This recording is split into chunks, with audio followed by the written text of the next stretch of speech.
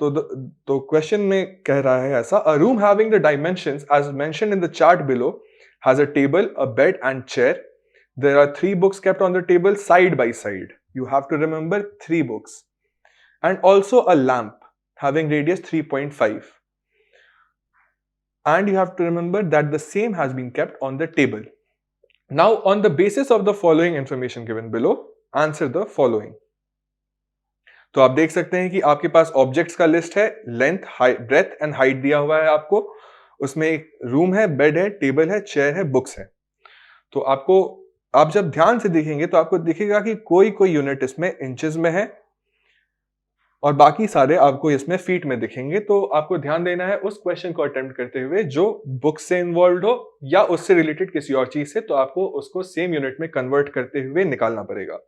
अब हम लोग देखते हैं पहला question. What would be the area of the room which is not covered by any object as mentioned above?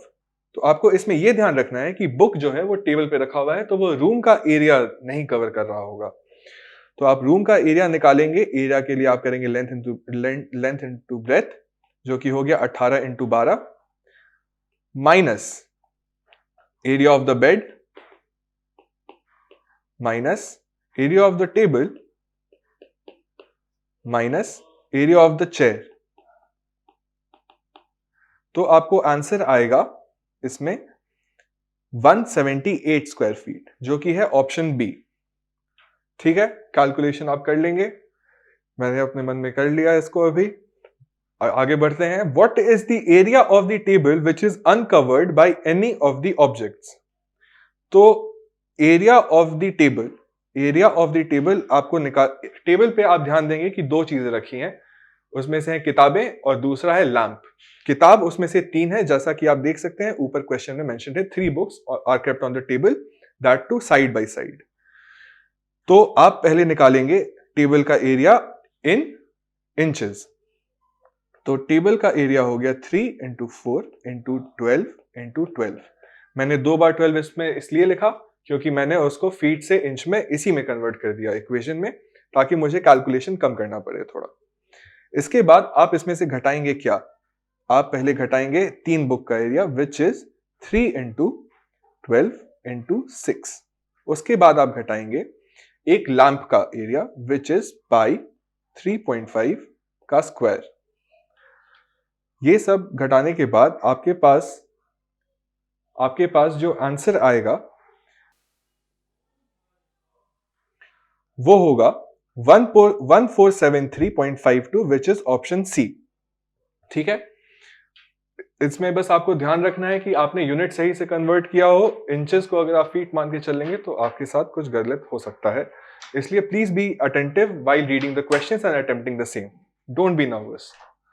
आगे बढ़ते हैं. How many tables are required to cover the floor surface of the room completely? तो आप देखेंगे कि अगर आप table का एरिया देखेंगे तो that is 3 into 4. Now since room बड़ा है तो आप इसको करेंगे 18 इंटू 12. आप देख सकते हैं कि ये यहीं से कट रहा है. 3 इंटू 4 12 से कट जाएगा, तो आपके पास जवाब बचता है 18. तो option A 18 is the correct answer. अब नेक्स्ट क्वेश्चन पे आते हैं. If the entire room is to be filled by the books having same dimensions as lying on the table, then how many books are required? आपको इसमें ध्यान रखना है कि इसमें जो क्वेश्चन है इफ द एंटायर रूम, तो एंटायर रूम के लिए आपको रूम का एरिया इनटू हाइट करके वॉल्यूम निकालना पड़ेगा. उसके साथ ही साथ आपको बुक के वॉल्यूम को निकाल के उससे डिवाइड करना पड़ेगा. तो आपके पास आपको पहले उसको इंचेस में कन्वर्ट करना है which will be 18 into 12 into 12, और तीनों को कन्वर्ट करते हुए इंटू 12 इंटू 12 इंटू 12. इसको आप डिवाइड करेंगे 12 इंटू 6 इंटू 3 से. तो एक 12 से एक 12 कट जाएगा, 6 से ये कट जाएगा, और इसके बाद आपको आंसर आएगा 20,736, जो कि है ऑप्शन बी. अब आगे बढ़ते हैं. How many chairs can be put inside the room so as to cover the entire floor area? How many chairs can be put inside the room? तो रूम का एरिया, क्योंकि ये फ्लोर पे जाएगा और इसको हाइट से कुछ लेना देना नहीं है, तो आप कैलकुलेट करेंगे 18/12 डिवाइडेड बाई 2 इंटू 2.5।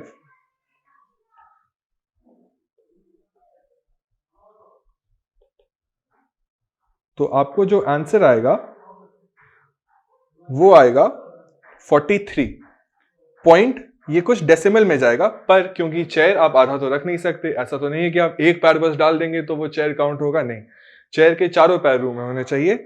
तो क्योंकि वो डेसिमल में जा रहा है तो आप 43 पे रुक जाएंगे। So only 43 chairs can be kept inside the room.